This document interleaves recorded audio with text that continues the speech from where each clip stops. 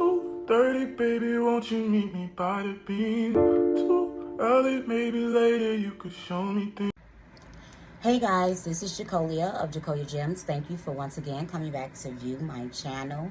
Welcome back, family. For those of you that are here for the first time, I do hope that you hear something that can persuade you to hit the subscribe button on today.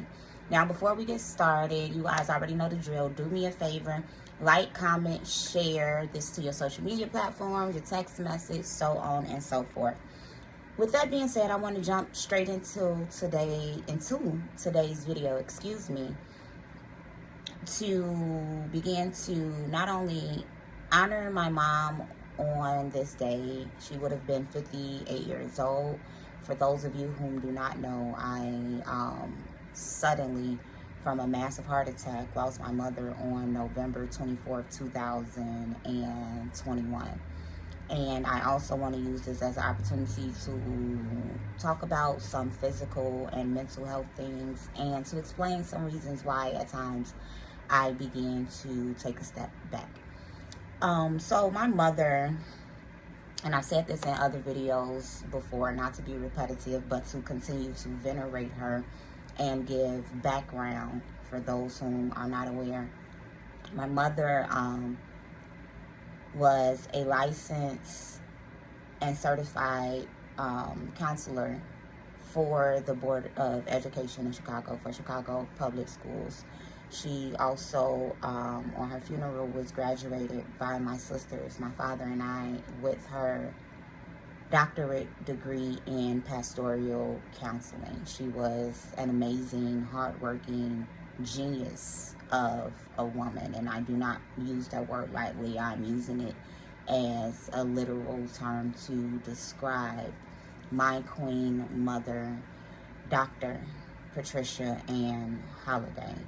My mother made a double from the 7th grade straight into high school to go to the #1 magnet school in Chicago, Illinois, Whitney Young.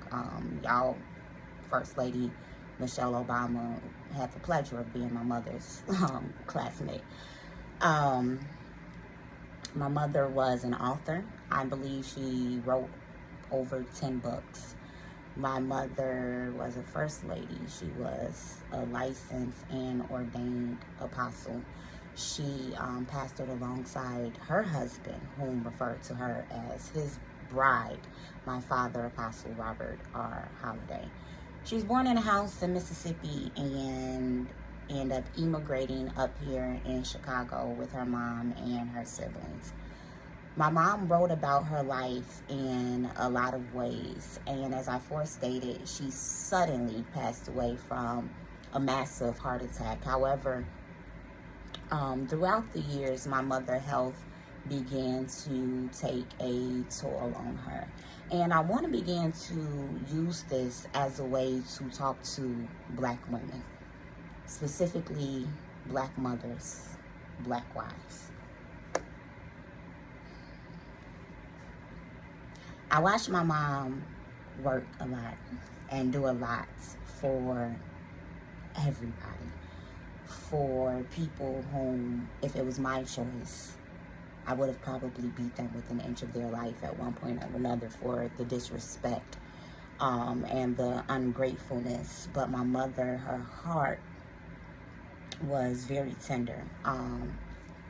And, you know, the boundaries that a lot of us begin to lack by over-giving. And that's something that I sat back and I learned from her.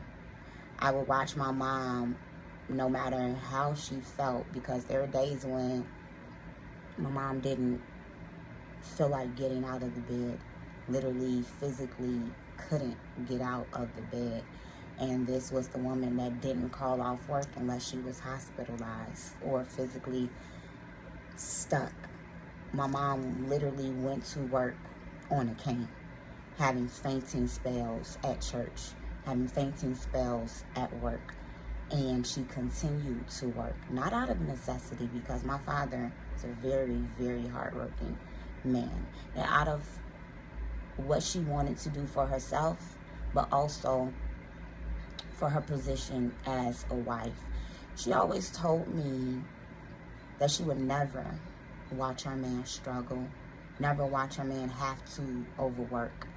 He would push her to retire, Patricia, you need to retire, you need to retire. Her doctor wanted her to retire, I believe, about 5 years before she actually retired. And my mother, she ended up retiring early.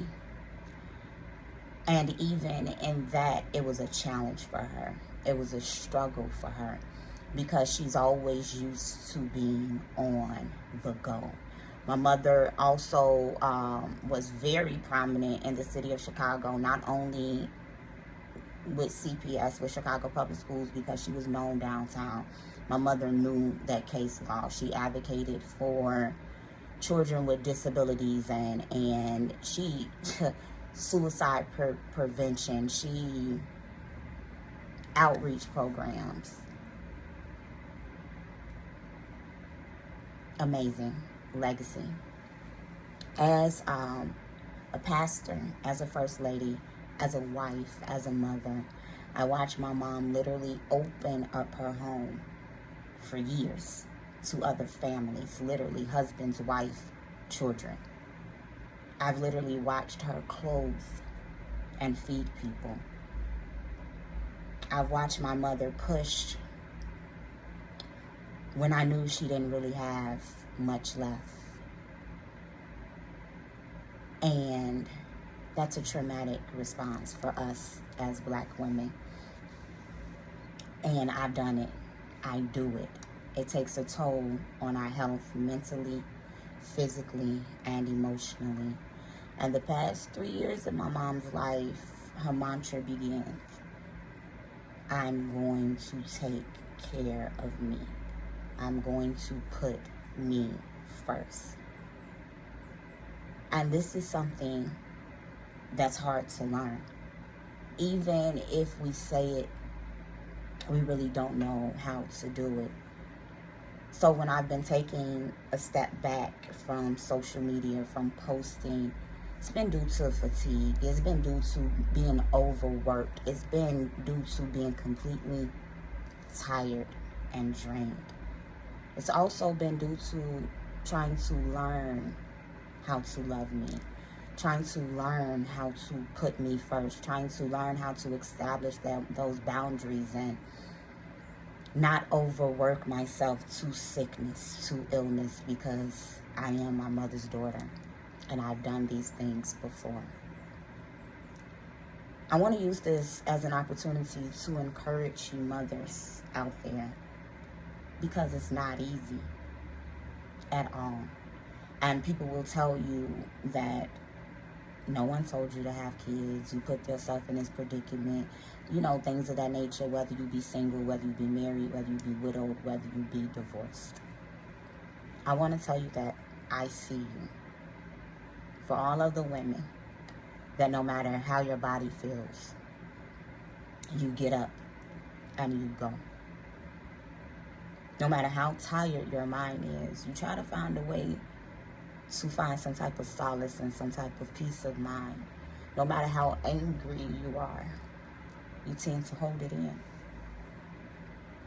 And this causes autoimmune diseases. My mother had fibromyalgia. I have fibromyalgia. Looks like my daughter has symptoms of fibromyalgia. And these things are passed down through the mitochondrial DNA, through the DNA of our moms. And so the environment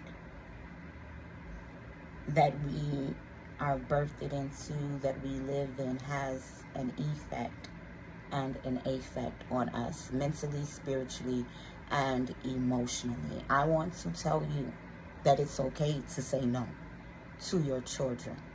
It's okay to say no to your husband. It's okay to call off work. They will replace you. It's okay to step away. It's okay not to be okay. Your strength as a woman, as a Black woman, is not built up on how much you can keep pushing.